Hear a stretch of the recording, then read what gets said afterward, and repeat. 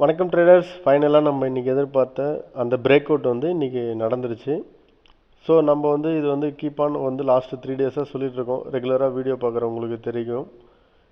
So இந்த 21,281 அந்த ரேஞ்சிலேருந்து last ஃப்ரைடேலேருந்து நம்ம சொல்லிகிட்ருக்கோம்.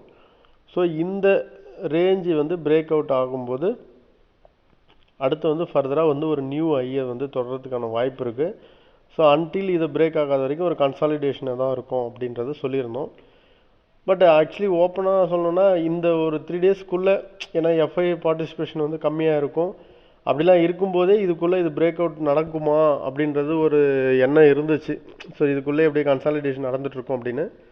பட் ஆனால் இன்றைக்கி ஃபைனலாக பிரேக் அவுட் நடந்தது. இருந்தாலும் முதல் ஒரு வாட்டி அந்த கரெக்டாக அந்த ரெசிஸ்டன்ஸ் 21,600 போய் ரிஜெக்ட் ஆச்சு.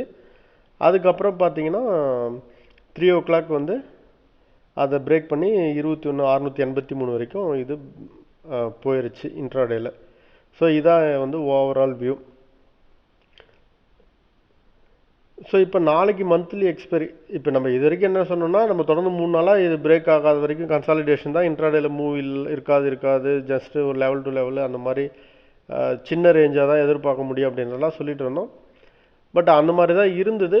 ஃபைனலாக பிரேக் அவுட்டும் ஆகிடுச்சு.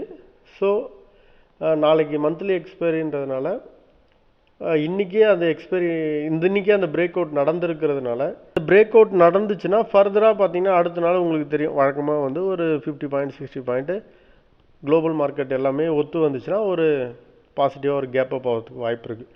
ஸோ அப்படி இருக்கும்போது நாளைக்கு வந்து ஒருவேளை இதே சினாரியோவில் போச்சுன்னா 21,700 மார்க்கெட் ஓப்பன் ஆகிறதுக்கு வாய்ப்பு இருக்குது.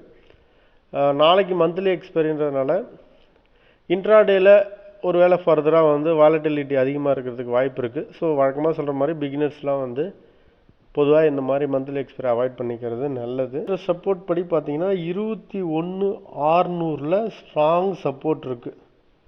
ஓகேங்களா, 21,600 ஸ்ட்ராங் சப்போர்ட்டாக இருக்குது. ரெசிஸ்டன்ஸு நியர்பையில் எங்கேயுமே இல்லை.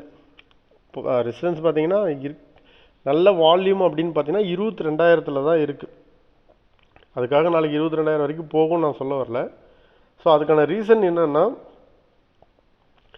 கால் செல்லர் வந்து நியர்பை ஸ்ட்ரைக்கில் எங்கேயுமே ஆக்டிவாக இல்லை. ஏன்னா அவங்களுக்கு தெரியும் நாளைக்கு ஒரு வேளை கேப் அப் ஆகிடுச்சுன்னா எதுக்கு ரிஸ்க்கு அப்படின்ற மாதிரி செல் பண்ணல அப்படின்றது தான் அர்த்தம். ஸோ இப்போதைக்கு 21,600 ஸ்ட்ராங் சப்போர்ட்டாக இருக்குது.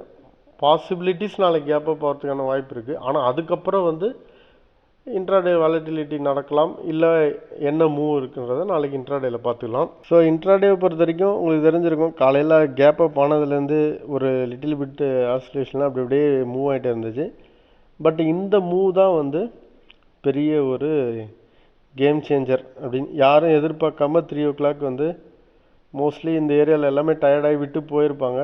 அந்த நேரத்தில் வந்து கூட நடந்திருக்கலாம். இல்லை 3 o'clock வந்து இந்த மூவ் தான் வந்து பெரிய அந்த பிரேக் அவுட் கணக்கு மூவ். எப்பயுமே வந்து நம்ம சொல்கிறதா, ரெசிஸ்டன்ஸ் வந்து ஃபஸ்ட் டைம் பிரேக் பண்ணும்போது அது அப்படியே அந்த இடத்துல வந்து அந்த ரெசிஸ்டன்ஸ் கிட்ட போகுது அப்படின்னும் போது எல்லாமே ப்ராஃபிட் புக்கிங் பண்ணுவாங்க. அப்போ டுவர்ட்ஸ் வந்து மார்க்கெட் வந்து கீழே வரும். பட் அதையே வந்து ரெசிஸ்டன்ஸ் வந்து செகண்ட் டைம் பண்ணும்போது கண்டிப்பாக வந்து வயலண்ட்டாக மூவ் ஆகும். இதெல்லாம் நடக்கிறது தான். பட் இதெல்லாம் முடிஞ்ச பிறகு கதை சொல்கிற மாதிரி இல்லை. நான் எப்பயுமே சொல்கிறது தான், இன்ட்ராடேயில் நம்ம என்ன சொன்னாலும் அதில் நம்ம மார்க்கெட்டில் நம்ம பார்ட்டிசிபேட் பண்ணி அதெல்லாம் ஃபீல் பண்ணி ரியலாக ட்ரேட் எடுத்து அந்த ஃபீலிங்கோட கட் ஃபீலிங்கோட பேசுகிறது தான் அதெல்லாம் ஒரு முக்கியமான ஒரு விஷயம். முடிஞ்ச பிறகு வெறும் கதை சொல்கிற சமாச்சாரம் இல்லை. ஸோ எவ்வளோ நேரம் ஆனாலும் இந்த மாதிரி வெயிட் பண்ணி இந்த பிரேக் அவுட்காக காத்திருந்து அதில் ஒரு ப்ராஃபிட் பண்ணுறவங்க பண்ணுறது தான் உண்மையான ஸ்கில். ஸோ இந்த டைமுக்காக நம்ம வெயிட் பண்ணி நம்ம இன்ட்ராடேயில் கரெக்டாக என்ன பண்ணோம் அப்படின்றத பார்க்கலாம். ஸோ நாளைக்கு ஆக்சுவலி நம்மளுடைய பர்சனல் பிளான் அப்படின்னா என்னென்னா, நாளைக்கு வந்து பார்த்திங்கன்னா நம்ம வந்து லீவ் எடுத்துக்கலாம் அப்படின்னு முடிவு பண்ணியிருக்கோம். ஏன்னா வந்து இன்றைக்கி இப்போ நான் சொன்னேன் பார்த்தீங்களா, அந்த இன்ட்ராடேயில் எந்த டைமில் மூவ் நடந்தாலும் அந்த மூவை ஃபாலோ பண்ணி நம்ம வந்து கரெக்டாக ட்ரேட் பண்ணி சக்ஸஸ் பண்ணுறது தான் நம்மளுடைய ஸ்கில் இருக்குது அப்படின்னு சொன்னோம் இல்லையா. இல்லை 21,600 வந்து நம்ம வழக்கமாக சொல்கிறது தான், 21,600 வந்து செல் பண்ணியிருந்தோம். அதில் ஒரு நல்ல ப்ராஃபிட் இருந்தது. என்னுடைய ஓடிஎம் ஸ்ட்ராட்டஜி படி பார்த்தீங்கன்னா 21,600 வந்து அதுலேயும் வந்து ஒரு நல்ல பிரேக் அவுட் கொடுத்ததுனால இது ரெண்டும் சேர்ந்து நம்மளை வந்து ஒரு நல்ல ப்ராஃபிட்டில் இன்றைக்கி முடித்ததுனால நாளைக்கு மந்த்லி எக்ஸ்பைரி. நான் ஏற்கனவே லாஸ்ட் ட்ரேட் பிளான் அப்படின்னு சொல்லிட்டு ஒரு வீடியோ போட்டிருப்பேன். பார்க்கலன்னா அந்த வீடியோ கண்டிப்பாக பாருங்கள். அதன்படி நாளைக்கு மந்த்லி எக்ஸ்பைரியில் ட்ரேட் பண்ணாமல் லீவ் எடுத்துக்கலாம் அப்படின்றது தான் என்னுடைய ஐடியா. ஸோ இப்போ இது எதுக்கு நான் சொல்ல வரேன்னா, ஓவரால் ட்ரேடிங் ஜேர்னின்றது ஒருத்தரோட எக்ஸ்பீரியன்ஸ்லேருந்து உங்களுக்கு ஏதாவது ஒரு பாயிண்ட்டில் ஏதாவது ஒரு லேர்னிங் இருக்கும். இதில் நம்ம ரெகுலராக சொல்கிற அதே செட்டப்ஸ் தான் நம்ம ஃபாலோ பண்ணிருக்கோம். வேறு ஒன்றும் புதுசாக சொல்கிறதுக்கு இல்லை. ஸோ இதுதான். ஸோ ஓவராலாக இன்னியோட பிரேக் அவுட்டு எனக்கு ரொம்ப முக்கியமாக வந்து ஒரு நல்ல ஆப்பர்ச்சுனிட்டி கொடுத்தது. ஸோ அதனால் நம்ம மீண்டும் அடுத்த ஆண்டில் சந்திப்போம். இந்த வீடியோவை மறக்காமல் லைக் பண்ணுங்கள், ஷேர் பண்ணுங்கள், கமெண்ட் பண்ணுங்கள். தேங்க்யூ.